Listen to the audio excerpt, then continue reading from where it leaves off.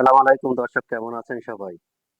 আমাদের প্রবাসী কল্যাণ মন্ত্রী আসিফ নজরুল স্যার যে মালয়েশিয়া যে বৈধকরণ নিয়ে যে আলোচনা করেছে, সেই আলোচনা আপনাদের সামনে তুলে ধরলাম।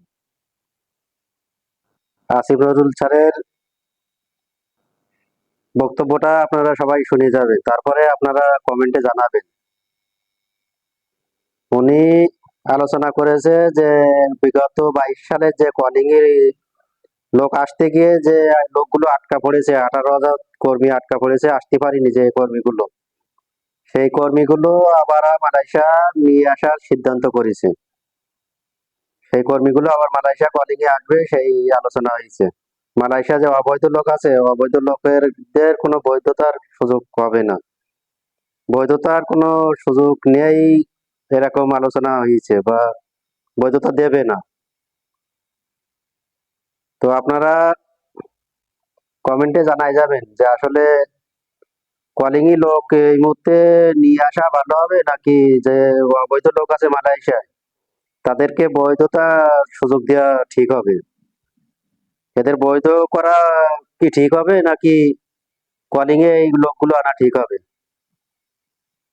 সবাই হয়তো জানেন যে মালয়েশিয়া বর্তমান অবস্থা খুবই খারাপ। যে লোকগুলো আছে এদেরই কাজ নাই, তাইলে এই যে 18,000 কর্মী আবার নতুন করে কলিং এ নিয়ে আসে, এদের কোন জায়গায় কাজ দেবে, কোন খাতে কাজ দেবে, কি করবে এরা মালয়েশিয়া আসার পরে?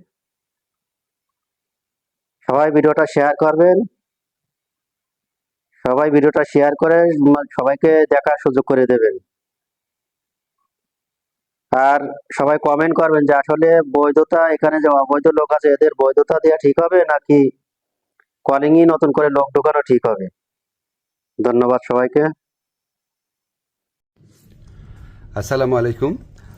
আমি গত পরশুদিন মালয়েশিয়াতে এসেছি, 2 দিন আগে। এর মধ্যে মালয়েশিয়ার 3জন মন্ত্রীর সাথে বৈঠক হয়েছে। মালয়েশিয়ার যে স্বরাষ্ট্রমন্ত্রী আছেন এবং হিউম্যান রিসোর্স মন্ত্রী আছেন, ওনাদের সাথে আনুষ্ঠানিক বৈঠক হয়েছে। ট্রেডের যে মন্ত্রী আছেন, ওনার সাথে অনানুষ্ঠানিকভাবে আলোচনা হয়েছে। তো এখানে কিছু অগ্রগতি সাধিত হয়েছে, সেটা আপনাদের সাথে শেয়ার করতে চাচ্ছি।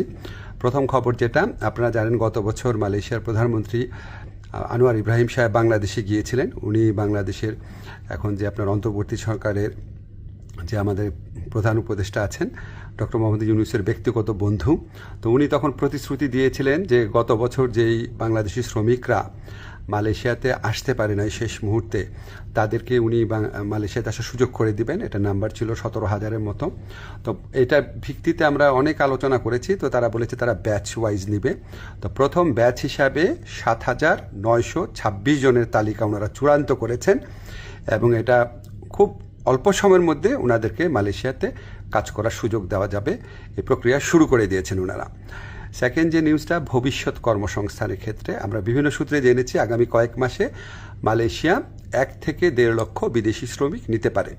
তো আমাদেরকে মালয়েশিয়ার যে ইন্টেরিয়র হিউম্যান রিসোর্স মিনিস্টার আছে, উনি আশ্বস্ত করেছেন লোক দেওয়ার ক্ষেত্রে বাংলাদেশকে সর্বোচ্চ অগ্রাধিকার দেওয়া হবে। বাংলাদেশ থেকে সবচেয়ে বেশি লোক নেবেন ওনারা, এটুকু আশ্বাস আমরা পেয়েছি। তো আমরা অনুরোধ করেছিলাম বাংলাদেশে যারা রিক্রুটিং এজেন্ট আছে তাদের সবার জন্য যেন উন্মুক্ত করে দেওয়া হয়, যাতে সবাই লোক পাঠানোর সুযোগ নিতে পারে।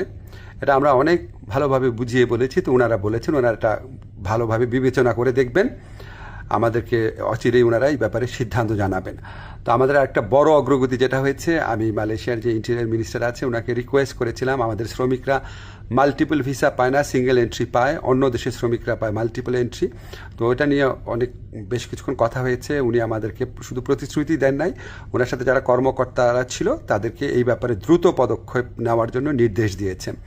আর আমি বলেছি যে মালয়েশিয়ার যারা ইরেগুলার হয়ে গেছেন, যে শ্রমিক ভাইরা আছেন, তাদেরকে রেগুলারাইজ করা বা বৈধ করা যায় কিনা। তো ওনারা বলেছেন ওনারা মাঝে মাঝে এটা করেন, আর গত বছর করেছেন। আর ওনারা বলেছেন যে যাদের পাসপোর্ট এক্সপায়ার্ড হয়ে যায়, ভিসা এক্সপায়ার্ড হয়ে যায়, তাদের ক্ষেত্রে এটা হয়তো করা সম্ভব হবে না। তখন আমি বলেছি দেখেন অনেক সময় আছে যে মালিকের গাফলতির কারণে বা মালিকের ত্রুটির কারণে এটা হয়, তো সেগুলি আলাদাভাবে বিবেচনা করা যায় কিনা ওনারা প্রতিশ্রুতি দিয়েছেন, ওনারা এটা বিবেচনা করে দেখবেন। এছাড়া আমরা আরও কিছু বিষয় নিয়ে আলোচনা করেছি, যেমন আমরা বলেছি যে এখানে যে আপনার সিকিউরিটি গার্ড আছে বা কেয়ার গিভার আছে বা নার্স আছে, বাংলাদেশ থেকে নেওয়া যায় নাকি, স্কিল্ড ওয়ার্কফোর্স নেওয়া যায় নাকি, ওনারা আগ্রহ দেখিয়েছেন। এ ব্যাপারে আমাদের আলোচনা অব্যাহত থাকবে। তো আমরা মোটামুটি আশাবাদী এবং আমরা মনে করি যে এই যে এতটা ফলপ্রসূ একটা আলোচনা হলো, সেটা আমাদের প্রধান উপদেষ্টার অবশ্যই উনার বন্ধুত্ব, উনার গাইডেন্স আছে, উনার যে বন্ধুত্ব আছে মালয়েশিয়ার প্রধানমন্ত্রীর সাথে, উনার যে গাইডেন্স আছে আমাদের প্রতি, আপনাদেরকে জানাচ্ছি ব্যক্তিগতভাবে উনি মালয়েশিয়ার শ্রম বাজার নিয়ে ব্যক্তিগতভাবে উনি আমাদেরকে নির্দেশনা দিচ্ছেন, বৈঠকে বসছেন, ওনার কথা মতোই আমরা কাজ করছি। আর আমাদের এখানে প্রধান উপদেষ্টার যে স্পেশাল এনভয় আছে লুৎফে ভাই, উনি আলোচনায় অংশ নিয়েছেন, অনেক অবদান রেখেছেন। আমাদের প্রবাসী কল্যাণ মন্ত্রণালয়ে যারা আছেন তারা গত কয়েক মাস ধরে চেষ্টা করে যাচ্ছেন বিষয়গুলো এগিয়ে নেওয়ার জন্য। আপনাদের দোয়া ছিল, এই জন্য এতটুকু অগ্রগতি হয়েছে। আপনারা দোয়া করবেন আমরা যেন মালয়েশিয়া যারা শ্রমিক ভাই আছে বা যারা আসতে চান তাদের জন্য সত্যিকারের কল্যাণকর কিছু করতে পারি। ধন্যবাদ আপনাদের সবাইকে।